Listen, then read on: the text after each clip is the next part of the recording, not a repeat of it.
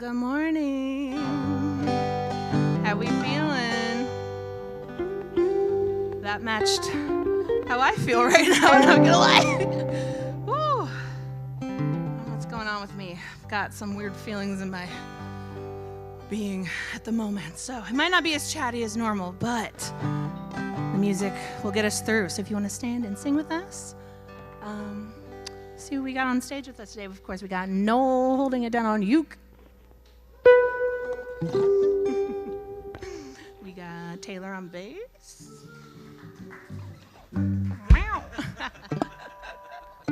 Charles on drums. Ooh, look at that. How does it happen? We got Seth on guitar. We got Milo on lyrics. Woo. And I'm Sherry. Hi. So I added a couple songs to the rotation we haven't done in a while. This first one's called Come As You Are.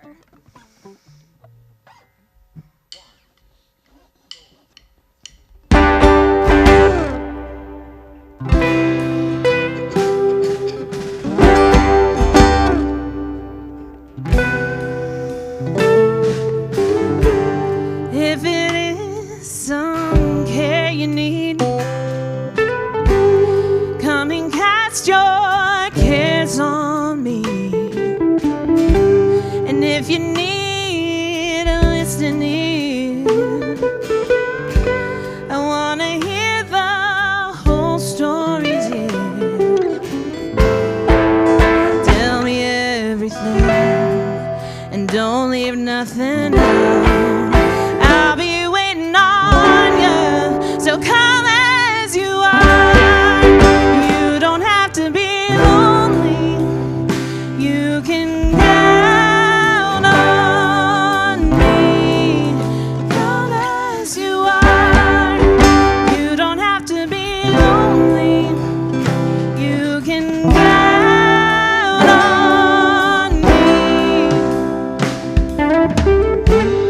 I've been telling you for some time now, you're not a burden, not weighing me down. So fight that voice that says you're on your own. You don't have to do this thing alone. Tell me everything and don't leave nothing out. I've been waiting on you, so come as you are. You don't have to be lonely, you can count on me. Come as you are. You don't have to be lonely, you can count on me. Come as you are, broken, bruised, hurt and defenseless, tired and confused. Lay it all down, bring it on up to someone who loves you.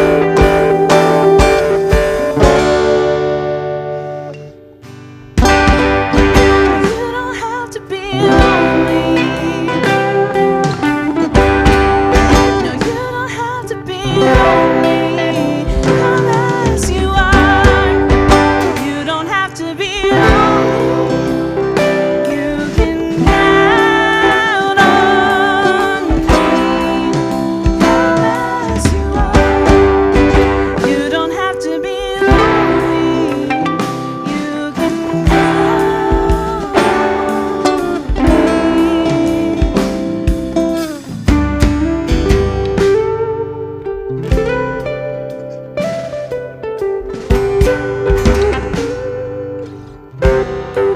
So come as you are.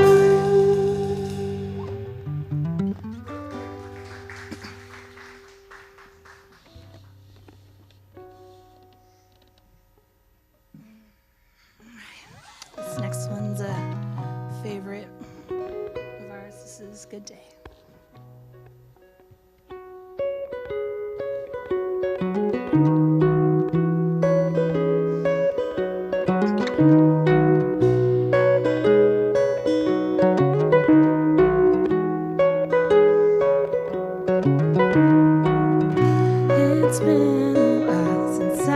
sat with you without a knot in my chest. Oh, it's been a while since I wanted to. I always felt a little depressed. Oh, it's been a while.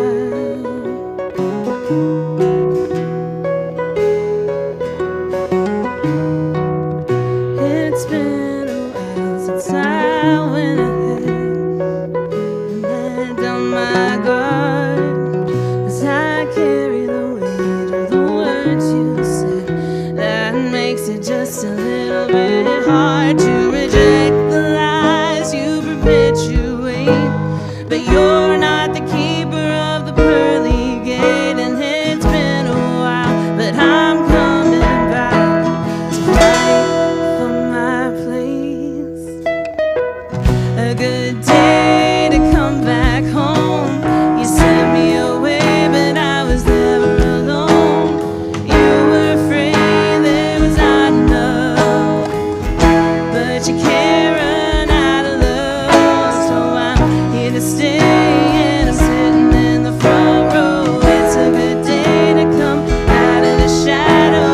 God made me good in every way, so I raise my voice to celebrate a good day.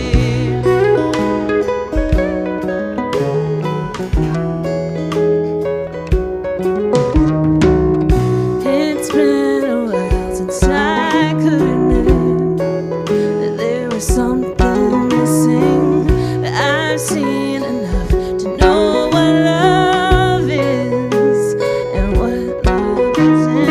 I'm not content to fade into the crowd and let you decide who's in or out. So I'm coming back.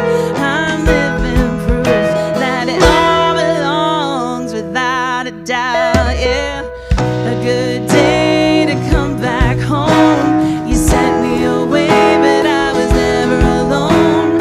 You were afraid there was not enough, but you can't run out of love. So I'm here to stay, and I'm standing in the front row. It's a good day to come out of the shadow.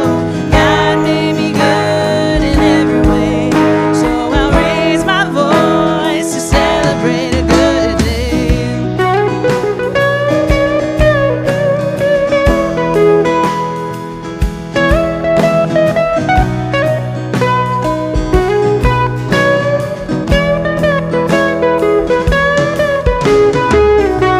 It's a good day, nothing's gonna keep me out of the light. I'm not gonna hide, I got a heart in the right place, covered in the good graces of an endless love. It's a good day, nothing's gonna keep me out of the light. I'm not gonna hide, I got a heart in the right place, covered in the good graces of an endless love. A good day to come back home. You sent me away, but I was never alone. You were afraid there was not enough, but you can't run out of love. So I'm here to stay, and I'm dancing in the front row. It's a good day to come out of the shadow. God made me good in every way, so I raise my voice to celebrate a good day.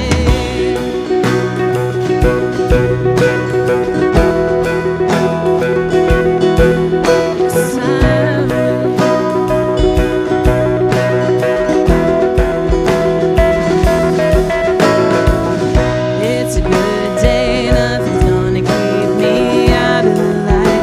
I'm not gonna hide, I got a heart in the right place, covered in the good graces of an endless love. It's a good day, nothing's gonna keep me out of the light. I'm not gonna hide, I got a heart in the right place, covered in the good graces of an endless love.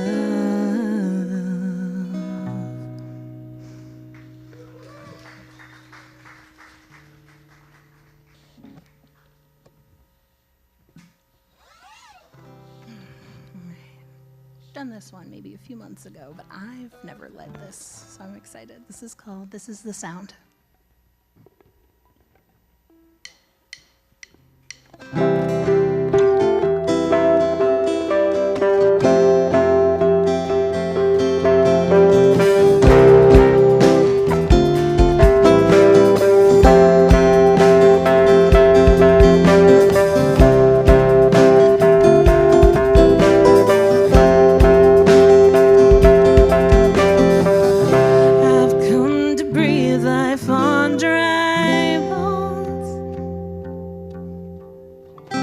Just like I see my Father do.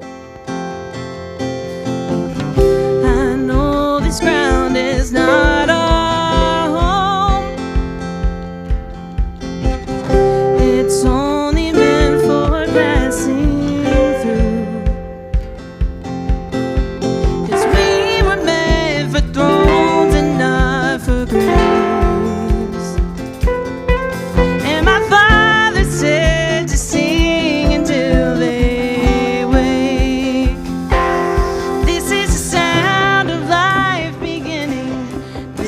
Song of the redeemed. It was the rhythm of your dancing that woke me from my sleep. This is the sound of hope returning, all your children coming home. I can hear the sound of heaven singing over us. Oh,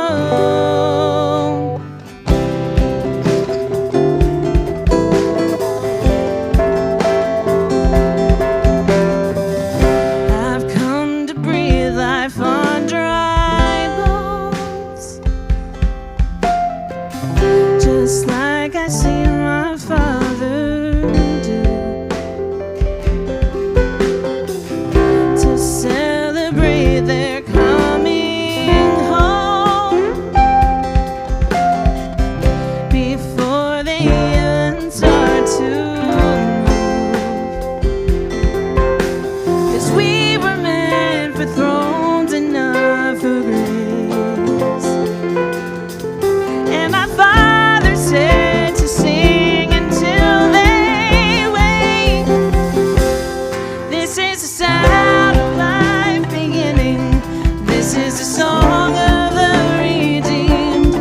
It was the rhythm of your dancing that woke me from my sleep. This is the sound of hope returning, all your children coming home. I can hear the sound of heaven singing over us.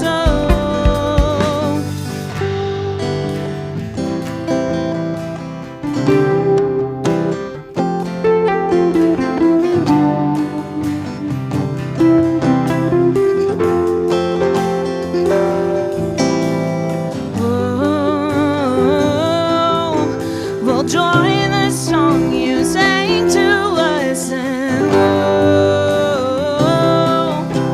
we'll join the dance that woke us up, and we'll join the song you sang to us, and we'll join the dance that woke us up, and we'll join the song you sang.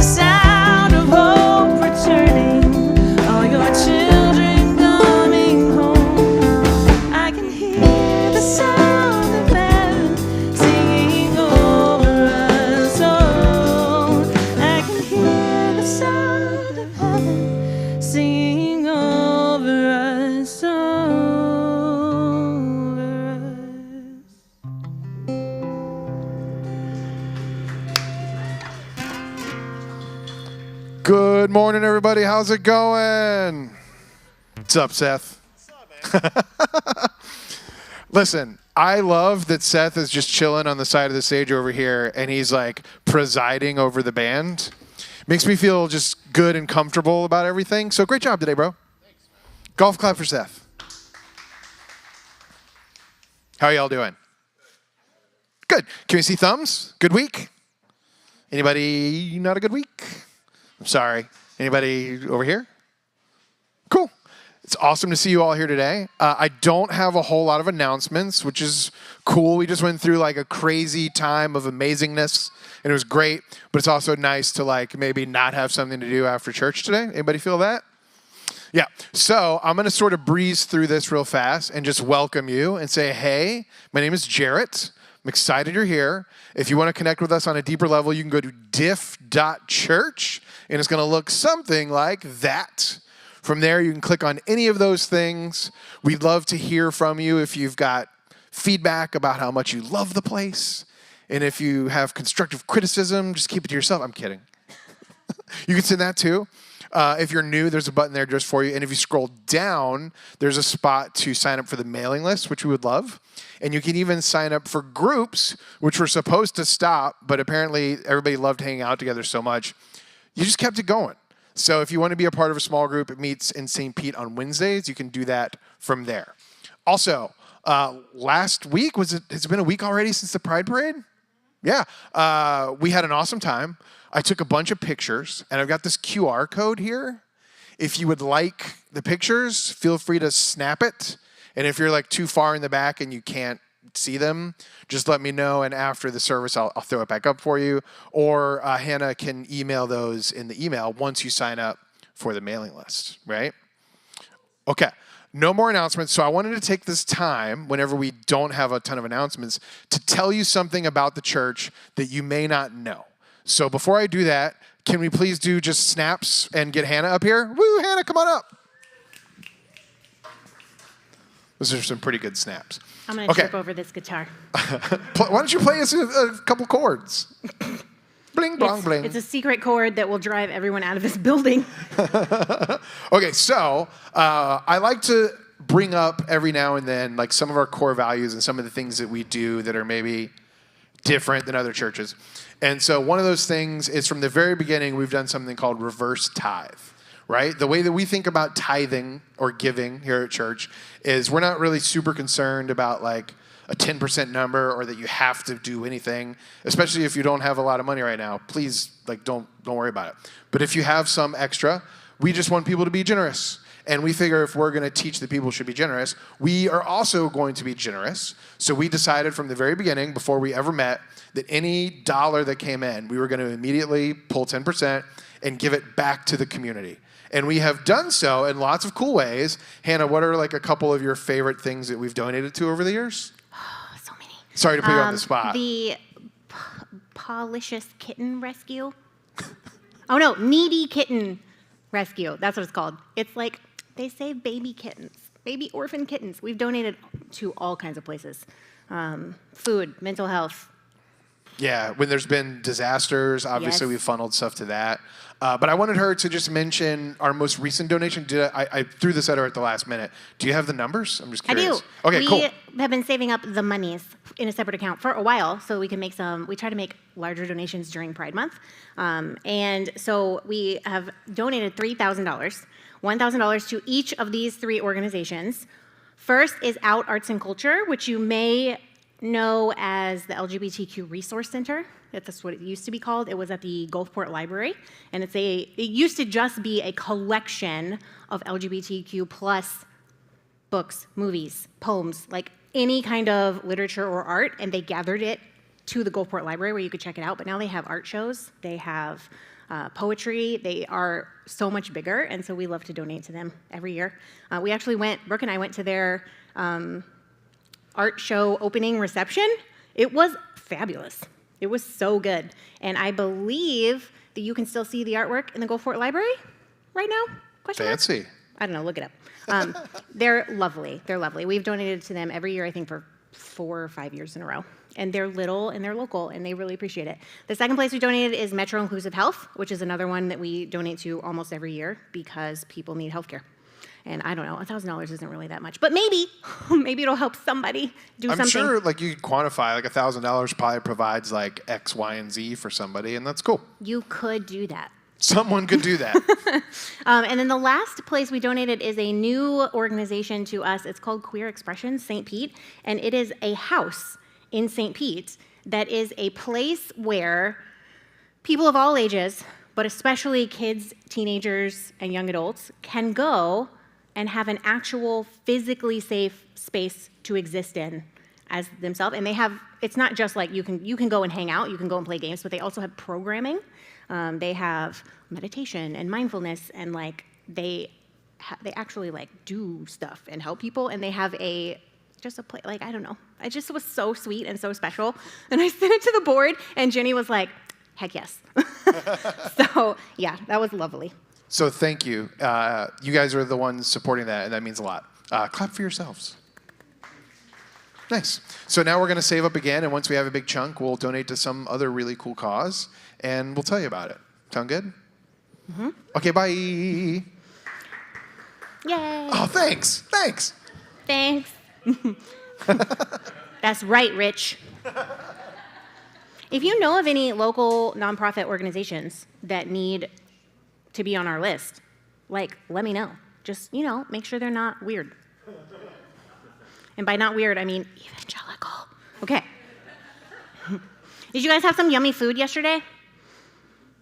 None of you. Wow. Any of you get sunburnt? Nope. You're liars, all of you. My 2-year-old made me be out in the sun pretty much all day. And I got up here this morning to check the mic, and Jarrett was like, "You're too tan." I was like, "Well, thank you." It's a holiday weekend, so obviously in the spirit of a holiday weekend, we're going to talk about Ruth. This is what you do. Our passage for today comes from the book of Ruth in the Old Testament, the Hebrew Scriptures. Maybe you've heard the story of Ruth, maybe you haven't. But if you have heard it, I can promise you might think about this a little differently afterwards. I'm not going to this isn't another episode in Hannah Ruins the Bible, but maybe. Okay? I'm just going to read part of it. It's Ruth chapter 3, verses 1 through 5, and then we'll skip to chapter 4, verses 13 through 17. This is what it says. One day, Ruth's mother-in-law, Naomi, said to her, "My daughter, I must find a home for you where you will be well provided for. Boaz, with whose women you have worked, is a relative of ours. Tonight he will be winnowing barley on the threshing floor. Wash, put on perfume, get dressed in your best clothes, then go down to the threshing floor, but don't let him know you are there until he has finished eating and drinking. When he lies down, note the place where he is lying, and go and uncover his feet and lie down, and he will tell you what to do." In chapter 4, so Boaz took Ruth, and she became his wife. And when he made love to her, the Lord enabled her to conceive, and she gave birth to a son. And the woman said to Naomi, "Praise be to the Lord, who this day has not left you without a guardian redeemer. May he become famous throughout Israel. He will renew your life, sustain you in your old age. And for your daughter-in-law, who loves you and who is better to you than 7 sons, has given him birth." Then Naomi took the child in her arms and cared for him. And the woman living there said, "Naomi has a son." And they named him Obed, and he was the father of Jesse, who was the father of David. Now, I do not have time to read you the entire book of Ruth, so I'm just going to catch you up, okay? This is a story about expectations and how what we assume is usually wrong. What had happened was, there was a guy named Elimelech and a lady named Naomi, and they were married, and they had 2 sons. Yay for them. They're an Israelite family living in Judah, but there's a famine in the land. There's not enough food. And so they leave Judah as refugees, and then they go and settle in a place called Moab, which on the map, if you have the Mediterranean Sea here, you have Judah here, there's the Jordan River and the Dead Sea. Moab is over here, more inland. Cool, I guess. This story is actually fascinating, and I think it's really easy to miss some of the weight if you don't have the context. Because Naomi and her family in this story live in Bethlehem, and they leave Bethlehem because there's no food. Bethlehem literally means house of bread. So they're leaving the house of bread because there is no bread. And they are going to Moab. Okay, Moab is enemy territory, okay? The Moabites and the Israelites did not get along. They were constantly having skirmishes, sometimes outright wars. So you would think think that Naomi and her family would have a rough time just going to Moab and living there. But they don't. They are welcomed, and they're given hospitality that they themselves maybe would not have offered to a Moabite family arriving in Israel. So they settle down, they stay there for 10 years, peacefully. Naomi's 2 sons marry Moabite women. So clearly, they're fully integrated into the community where they live, enough to marry people. And sometime during this 10 years, Naomi's husband dies. Sad. But Naomi continues on. She has her sons. She has their wives. But then, this is a tragic story. They die. The sons also die. Life was hard. Life is still hard, but at least we can make it to middle age usually. Naomi is heartbroken. She doesn't know what to do. She's heard through the grapevine that in Bethlehem, there's no longer a famine. Everyone has plenty of food again. And she's like, well, I should probably go home to my country, to my people, to where my distant relatives are. And so her 2 daughters-in-law, Ruth and Orpah, are like, we are going to come with you. And Naomi is like, no, you're not. What's wrong with you? You do not want to come with me. You're widowed. We're going to a place you've never been before, to live with people you've never met before. We have no way of sustaining ourselves. This is crazy. Don't come with me, okay? Don't come with me. Go back to your parents' house, which they were probably like, gross. I'm an adult now. No, that's not how it worked. If they went back to their parents' house, they would have had a chance of finding a new husband and potentially having children with that new husband, because apparently neither of them had children with Naomi's sons. She's telling them to go have a future. You don't have a future with me. Go back to your parents' house. Get married again. And after much crying and sadness, Orpah decides Naomi is right. It is a crazy idea to go to another country with only knowing one person. And so she leaves. Ruth does not. She refuses. She swears she will go with Naomi. Naomi cannot convince her otherwise, so they set off. They arrive back in Bethlehem. After who knows how long. They need some food.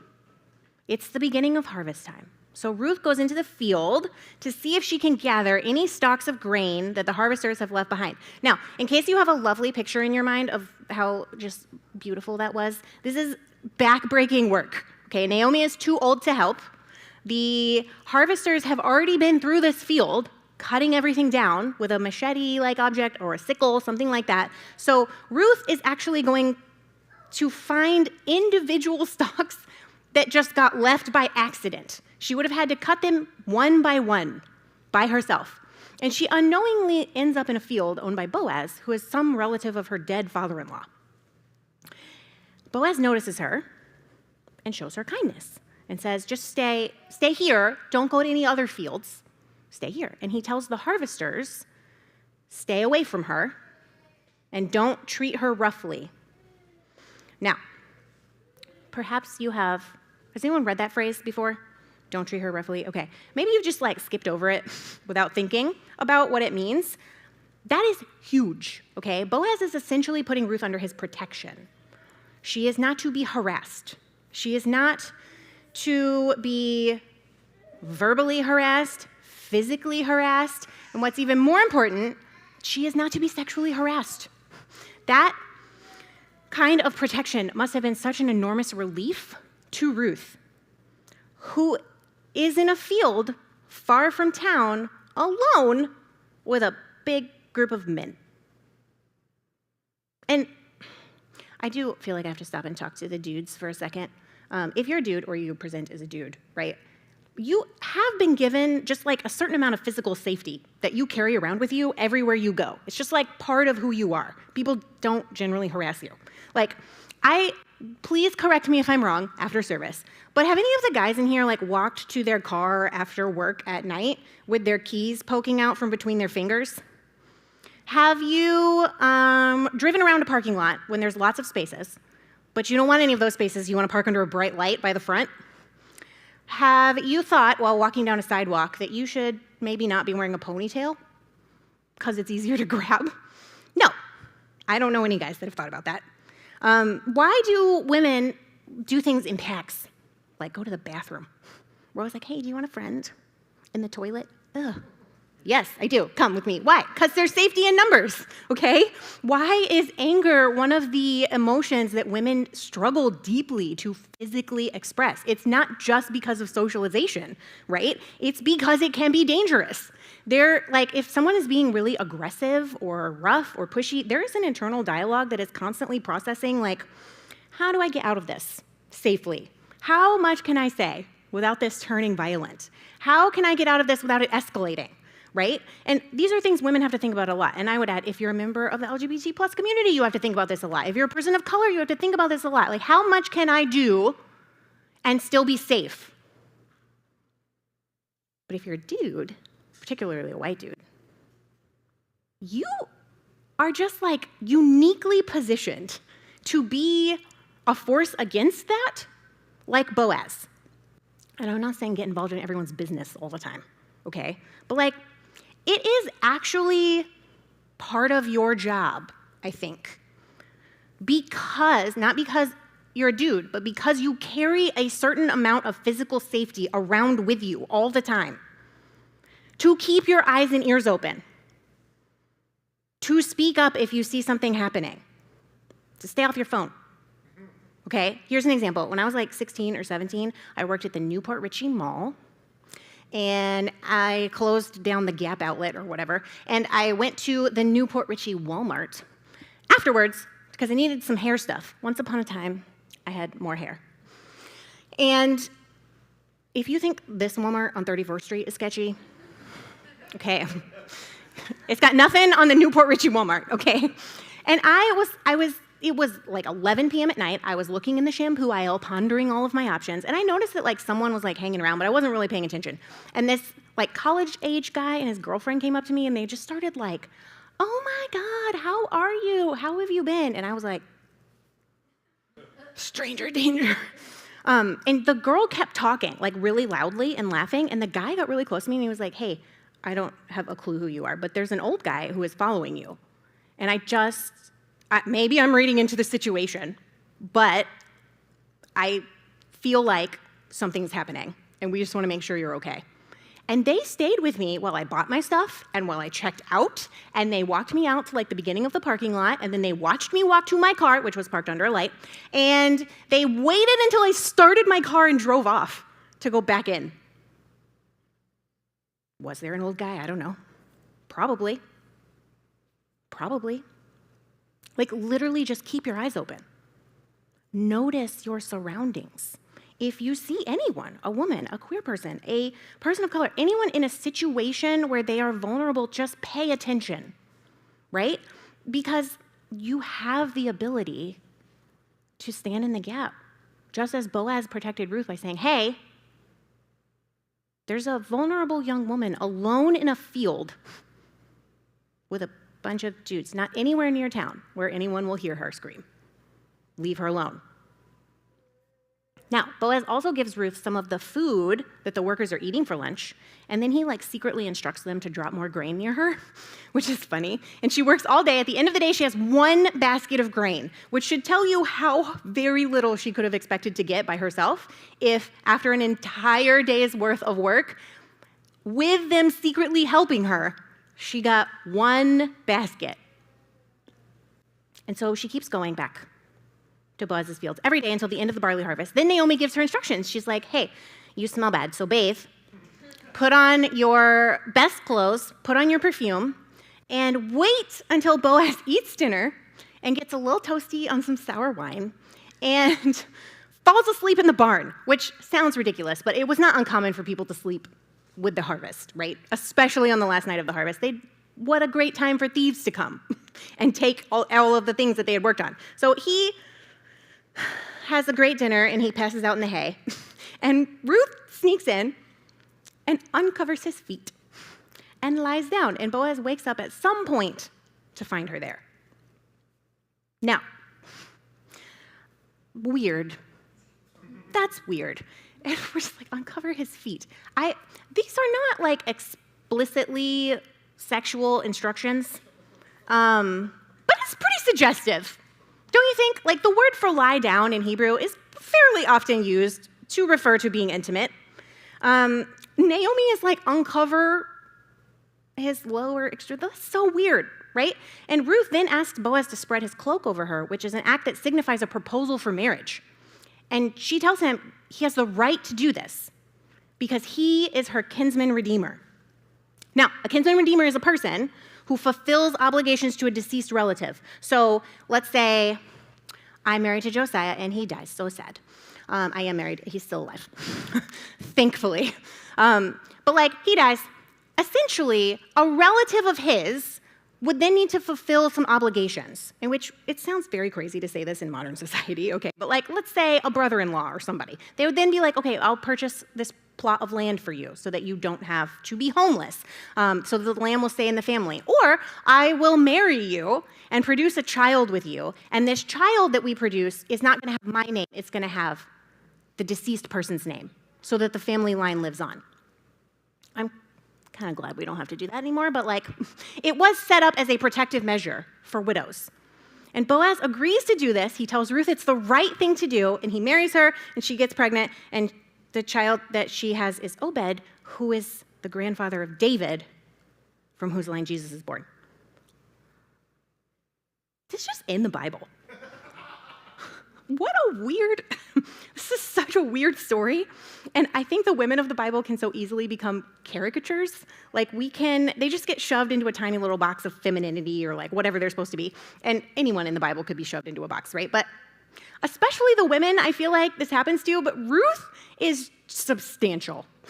Like she is complicated and she occupies the biblical text by not just existing, but by disrupting everything that is going on, by symbolizing something, by acting in ways that probably other people would not have. The centrality of women in the salvation story in the New Testament is grounded in Ruth's actions. Her story is so human and so real and so complex because, there's more than just a hint that she makes use of her body and her sexuality to solve the problem that she and her mother-in-law Naomi face. Why? Because her value in that culture was based on her ability to have children. And that is what she uses. And what's fascinating to me is that in the very limited option available to her, that someone might look at and be like, you did what? She forces Boaz to do what is right.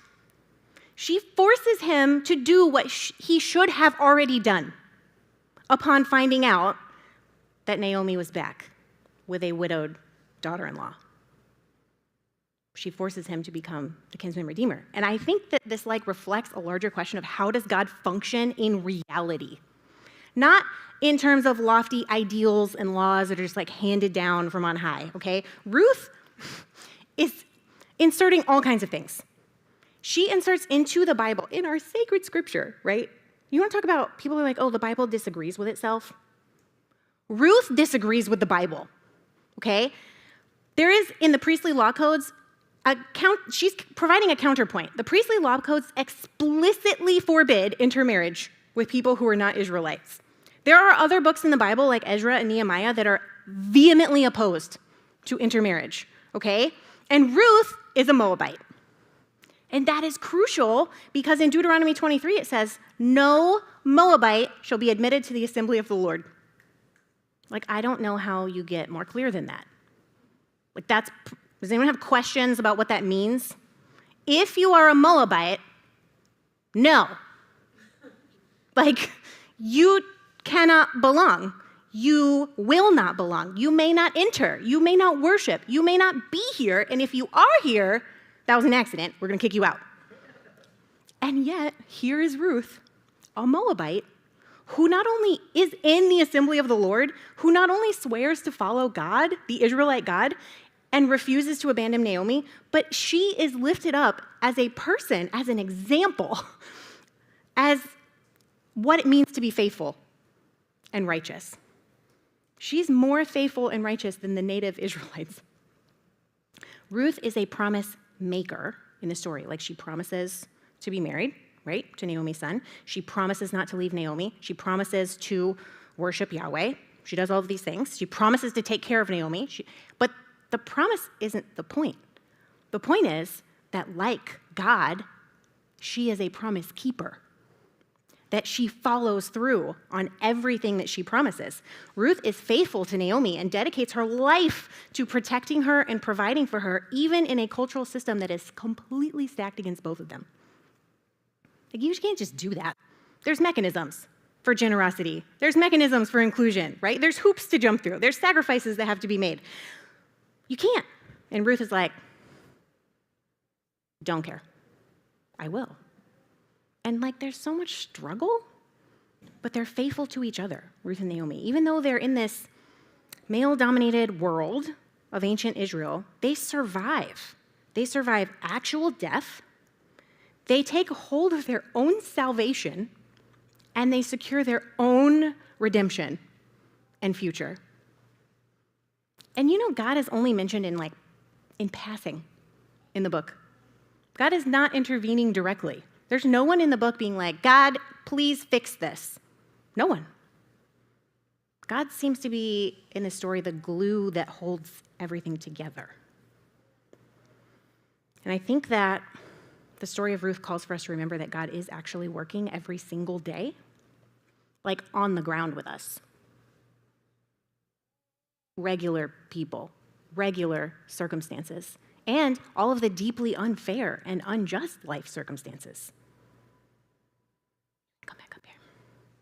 I just think, I don't know, maybe it's just me and my experience in church for my whole life and all of the stories I've heard about Ruth, but it's just like, she's just so lovely. And I'm like, Ruth, maybe she was lovely, I don't know. She's kind of a kick-ass person. Like, can you imagine? It's in the Bible.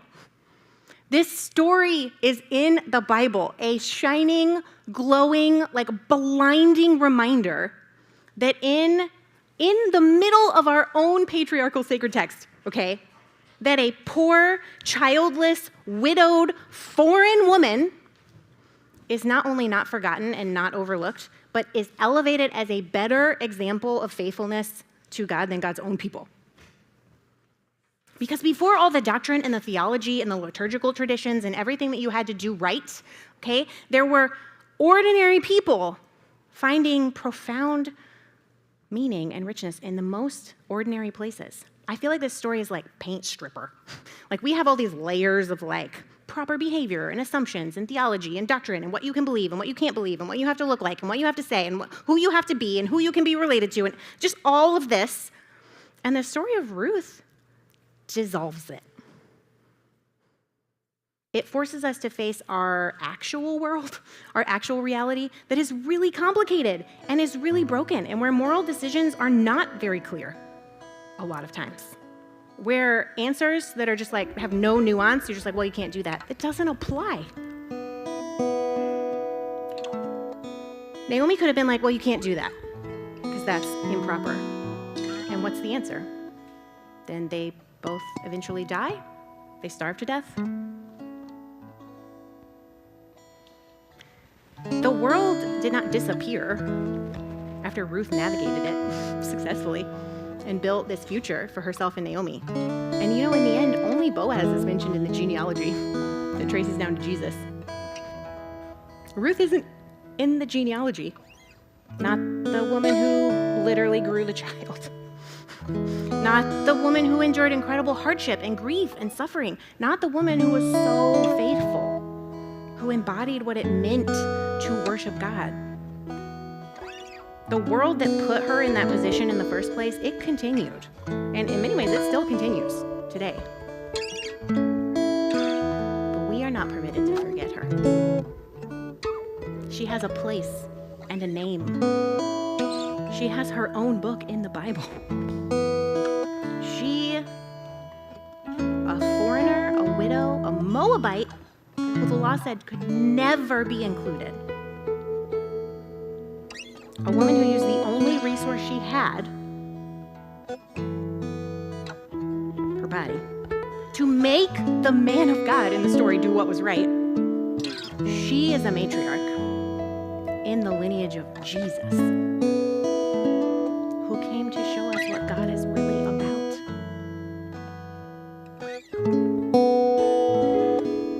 We have 2 more songs. If you'd like to stand.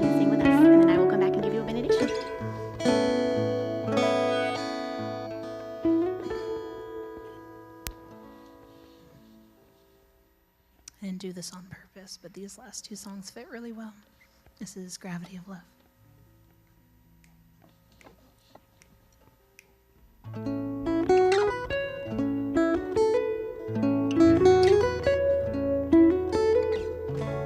And lift my eyes up to the hills. This my morning song, where my strength comes from. I lift my eyes up to the hills. This my evening song, where my help comes from. This is the gravity of love, just as the moon follows the sun. You're all around me, you're holding everything.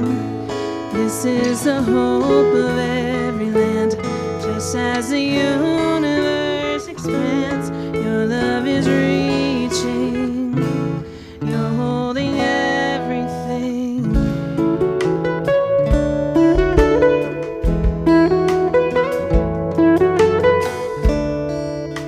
Eyes up to the hills. When will our help come? Lord, we cry, how long? We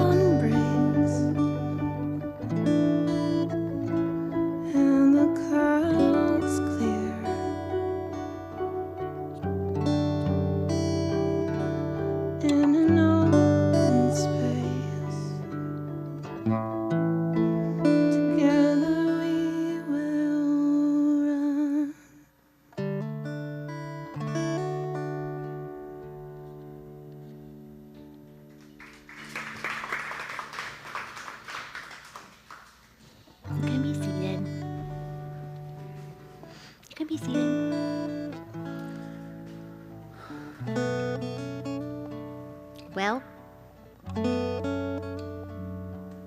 someone somewhere is going to be like, the point of this is that we should use our body to get what we want.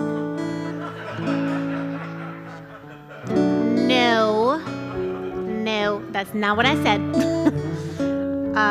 The point is that we should build a society where people don't have to do that. And then maybe we should be a little gentler to people who are doing what they have to do to survive. We have lots of stuff coming up. July is going to be busy. Not with events. Just here, it's going to be exciting. On the 19th, Sherry's preaching. Yes. I will not be here. I will be in Cocoa Beach with many relatives. That will be so great for me. I just love taking 2 small children to stay in a single hotel room without all their stuff. And there definitely will not be wailing. So much wailing. Anyways, y'all are going to have a good time. The rule is, anytime you want to skip a Sunday, just skip me, okay? Don't skip people who don't do this on a regular basis, because it's terrifying. If you aren't terrified, then just come up here and look at all these faces. We do have some other fun stuff. I haven't decided when in July this is happening. Could be next week. Could be the week after. Could be the week after that. We're going to talk about the Ethiopian eunuch, which I don't know if I've ever done a sermon on him. He's pretty cool. And how Paul's a feminist. That's happening. Yeah, if you want to help us in any way, set up and tear down this stuff, hang out with babies or big kids. You will be harassed by my 5-year-old if you hang out with the big kids, but she's pretty fun. If you want to help us do tech, or if you just want to smile at people when they come in the door, come find me after service, because we could use your help. And if you'd like to bring snacks next week, come find me. We could use someone to do that too. And if you like Different Church and you want to keep existing, then you can give us all your money. Just kidding, only part of it, but not a 10% part. In fact, if you feel obligated to give us money, then don't. Please don't. But if you have some and you want us to use it for this, you can join it online or in the box in the back. And is that everything? If it's not, oh well, come back next week to find out what announcements we missed. Let's pray. Loved ones, go this week with the faithfulness of Ruth, whose steadfast love refused to let go, whose courage broke down every boundary, whose hope endured even through grief. May you keep your promises when the road is long and winding. May you choose compassion when the ones who are supposed to be Christ-like are not. May you remain faithful when the resources to secure your future seem limited. And may the God who saw and remembered Ruth enable you to embody that same steadfast love